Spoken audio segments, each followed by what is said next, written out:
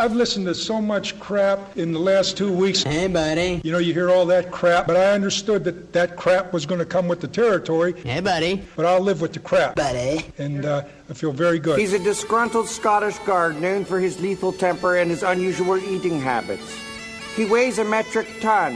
His name, Fat Bastard. One of the things, Mike, that's been pointed out over the course of today and last night after the game is that you seem resigned to the fate after the game, that there wasn't much fire in you, and you sort of stood up before the media and said, well, you know, this is the way it is. Are you resigned to this fate? You're the same guy that wrote about me when I did have the fire, that was the wrong thing to do. So who you crapping? Well, I'm just asking. Don't crap me now. No. Tell me lies, tell me sweet little lies.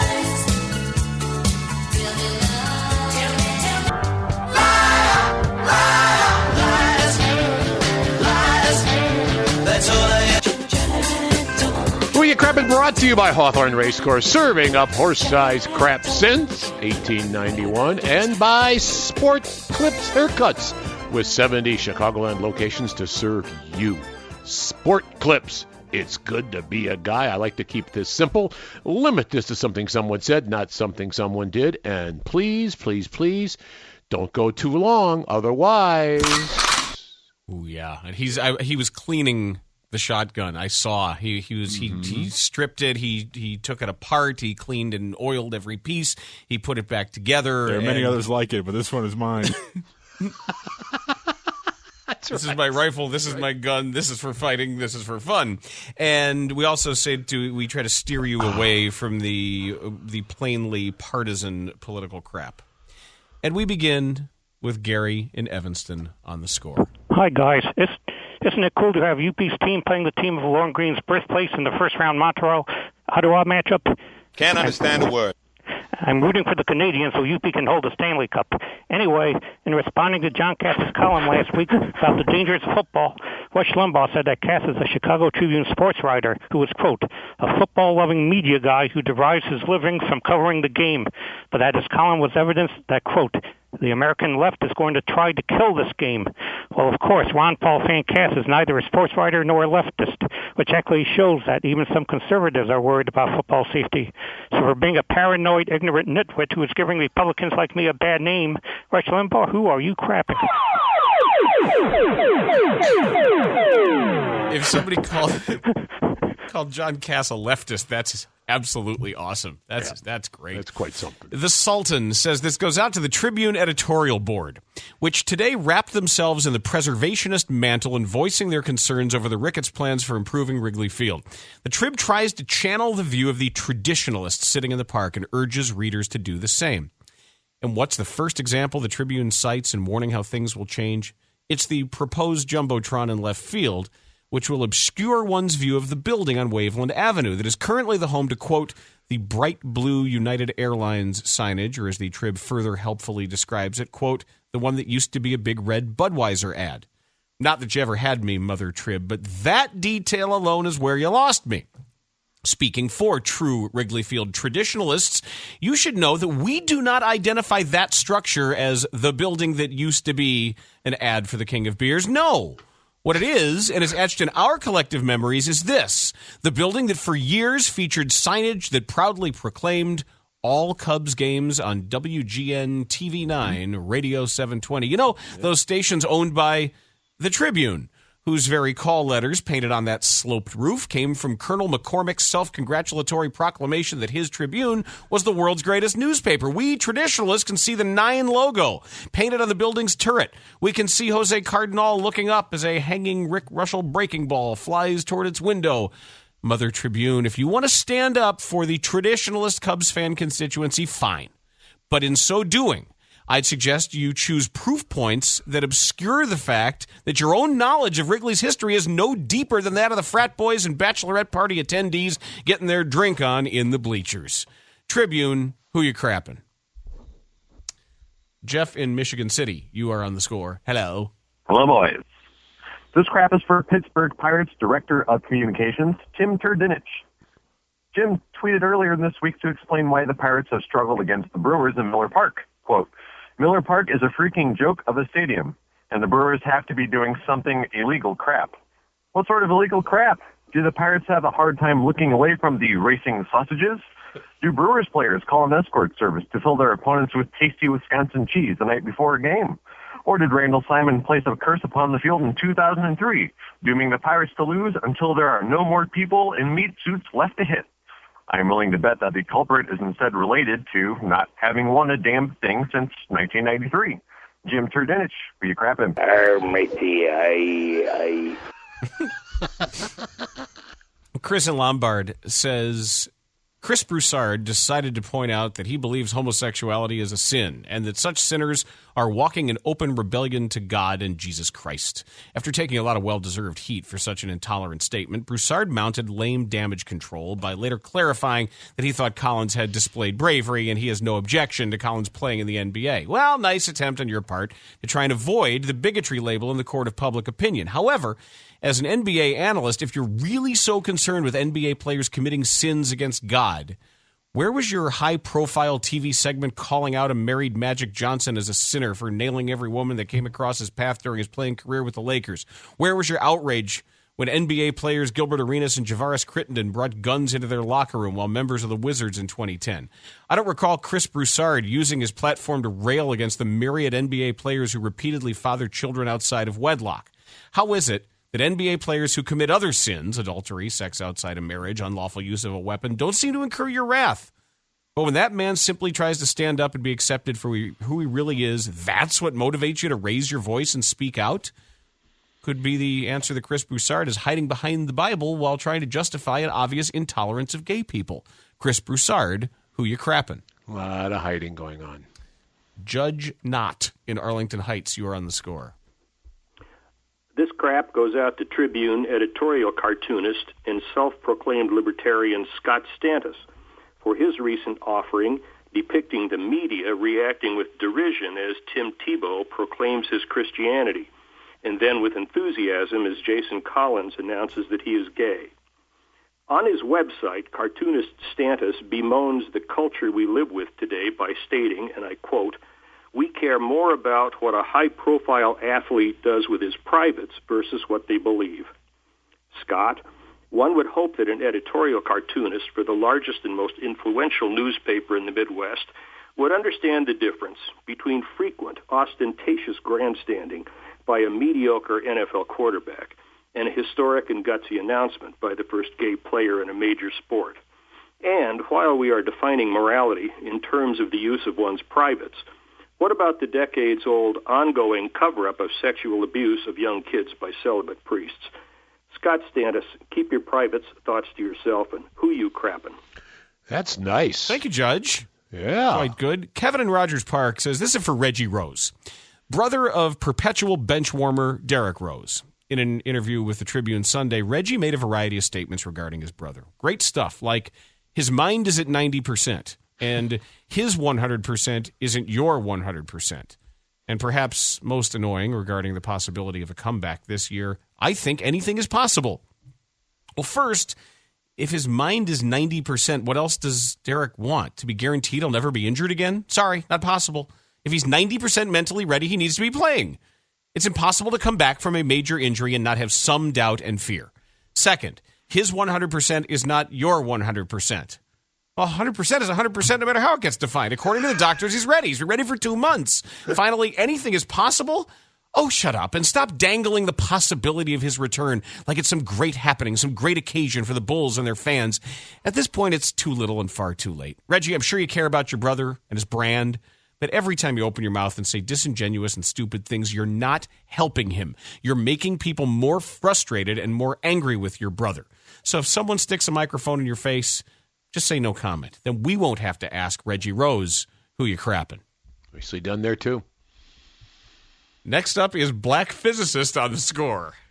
This crap is for the editors of CBS News Radio.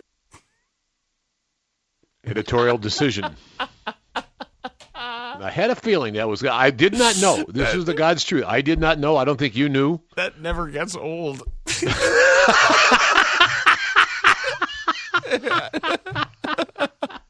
It's just still fun. And again, let me repeat this. If there's a problem with this, talk to Dave Miska. Right. Take it up with Miska. Take it up with Miska. Our ombudsman. He'll be out with us tomorrow, is that right? Yes, he will be. Elk Grove Village. Andrew's on the score. This is my first crap. Okay. Good luck with your first crap. Well, this crap goes out to Dan Bernstein. How you doing? During providing commentary for the Bulls' loss in Game 5 against the Brooklyn Nets, he goes on to talk about Gerald Wallace's air ball layups. And more specifically, he goes on to say, and I quote, "He just flips it up there and boing." Now, I might not be the smartest person on this earth, but I could have sworn that the main purpose or the idea behind calling something an air ball is because it doesn't touch anything at all. So I wonder what he was thinking when he said boing. Was it an air ball? Ooh, okay. No, it was one of those. This is from Schmutzy. At one point or another this week, you said that your religious beliefs prevent you from accepting Jason Collins as a legitimate human being. You said that you think homosexuality is a lifestyle choice. You said that you don't care if Jason Collins is gay, but that he should keep it to himself. You used the word admitted when discussing his revelation as if he were confessing to a crime. You cited the Bible and quoted chapter and verse as proof that you have God on your side of the debate. You said he was just trying to sell magazines. You said that you personally have nothing against Collins, but, and at this point you can fill in whatever objection you decided to voice this week to Jason Collins, and with each and every objection, you prove that you are a bigot. There are no legitimate objections to Jason Collins being gay, or to Jason Collins stating that he is gay.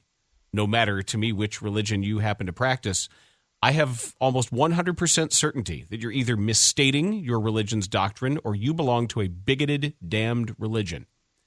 We, all of us, will decide if this is a subject worth discussing as important news. We either care about it or we don't. You may say, people don't care about this subject, but that simply means you don't want to discuss it. If the story sells magazines, it means people care about it, you sleepy bastard. And it's really very simple. Jason Collins is doing no harm, and yet you're acting like an injured party. You say nobody wants to talk about Jason Collins being gay while you talk about Jason Collins being gay. And if you are one of the people who voiced any objection whatsoever to Jason Collins this week, never mind God, history will judge you. You will be looked on in exactly the same fashion as history sees those who thought slaves were 3/5 of a human, that women shouldn't be allowed to vote, or who thought that mixed-race marriages should be illegal. And history will ask you, who you crappin'? Yeah, Schmutz, we saved a lot of that by Matt not putting them up the other day. We saved a lot of that, but we got plenty. Ann in St. Charles, you're on the score. Hi. Hey. Hey. This crap goes out to USC quarterback Matt Barkley, who said, "I'm going to remember this weekend for a long time, and so will the teams that passed on me." Well, Matt, technically, all the teams passed on you 3 times, including the Eagles.